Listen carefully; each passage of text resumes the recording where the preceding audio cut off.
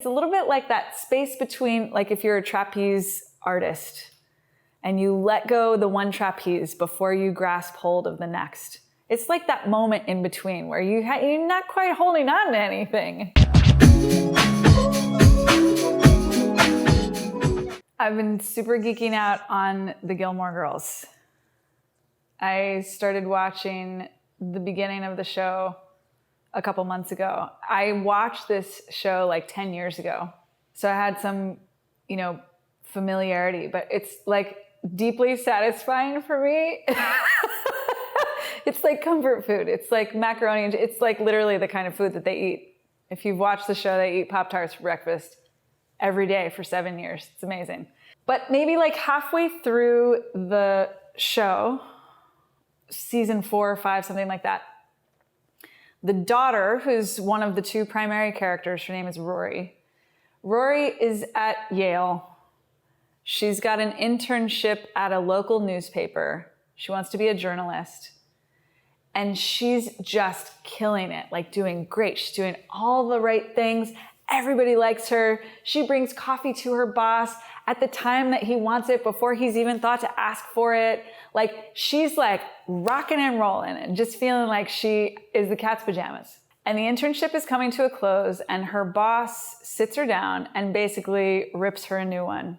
Tells her that she's not cut out for the job and he wants to be honest with her rather than seeing her, go off and try to do this thing that he's sure she's going to fail at. And slides in that she'd be a really good assistant to someone. She is crushed. Her lifelong dream has just been like smashed in an instant because of this one guy's feedback to her. She drops out of school. And so it's a dramatic moment in the show. This is actually one of the few moments in the show that really hit me as meaningful. And here's why. She is an excellent student, valedictorian. Why? Because she knows how to follow directions. In our culture, that is what a good student is. They know how to do what they're told. Speaking from experience, like I was a good girl, I was a great student. Very, very good at following an example and repeating that behavior. It's not impossible to learn how to think while following directions. I think it's totally possible. It's just that we get lost in the weeds and start to value the success of following the directions more than anything else. We've been talking about this lately, like how so many of our dysfunctional patterns are simply misconceptions that form when we're children. The thing is that we're children for the formative years of our lives. Like I know that seems obvious, but I think there's something significant here. That we develop all these patterns, we have exclusively this experience.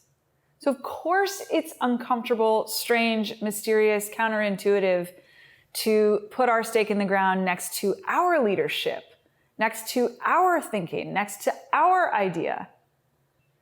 And if we have good parents and good teachers and good mentors and good coaches, they help us do this. But still, I'm like 40 years old and I truly feel like I might have only grown up in the last year. I was still fundamentally following someone else's instruction. So when I watched this happen to Rory, I really I resonated with this from, 17 different angles. Because of course, I've had someone tell me that I couldn't do something that I had dreamed to do.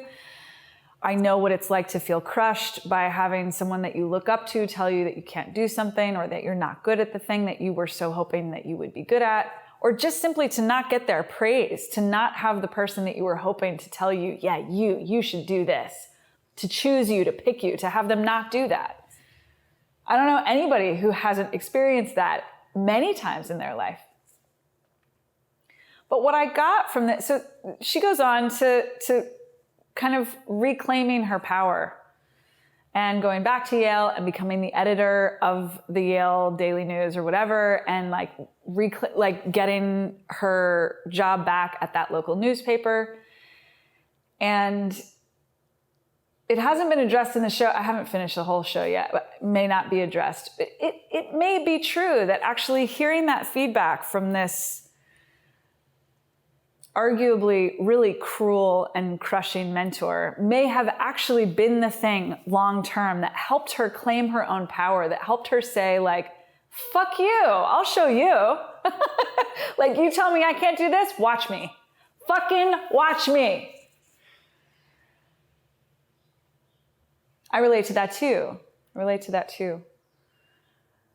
What I got from watching it was the significance and universality. Like, for every one of us as human beings, we all have the opportunity to use our experience as students, as followers, as a scaffold to help us get to our own authority and leadership, or not. And for those of you who are listening who feel like me, that you haven't perhaps fully claimed your authority, know that you're in good company and you come by it honestly. This is not a criticism. It's like, of course. Why would you unless you had to? Like, why would you choose? Why would you even realize that you weren't unless you had to? It's not the default setting. I don't know that we can be taught how to do this. That's the whole thing, right? There has to be your vision, your desire, your inner guidance has to become stronger. You have to care more about that than what other people are telling you. And if you're waiting for other people to stop telling you, that's never going to happen. If you're waiting for other people to tell you what you want them to, what you would choose, that's unlikely to happen, at least consistently. And it really is. It's a little bit like that space between, like if you're a trapeze artist and you let go the one trapeze before you grasp hold of the next. It's like that moment in between where you're not quite holding on to anything. I think that space of uncertainty is natural, normal, maybe even necessary in order to shift from the good student, the good follower, into the good leader. And the leadership that I'm talking about, I think it's very personal. This is relevant even if you're just a solo artist or a solo entrepreneur and you don't have a team that you're running. And of course, if you are leading a team, I think it's incredibly valuable there, both for your leadership, but also because a really good team is one that's empowered to claim their own leadership. And perhaps that's also part of the issue, part of the dilemma, is that our models for leadership tend to be connected to dominance, non-consensual inequity of power.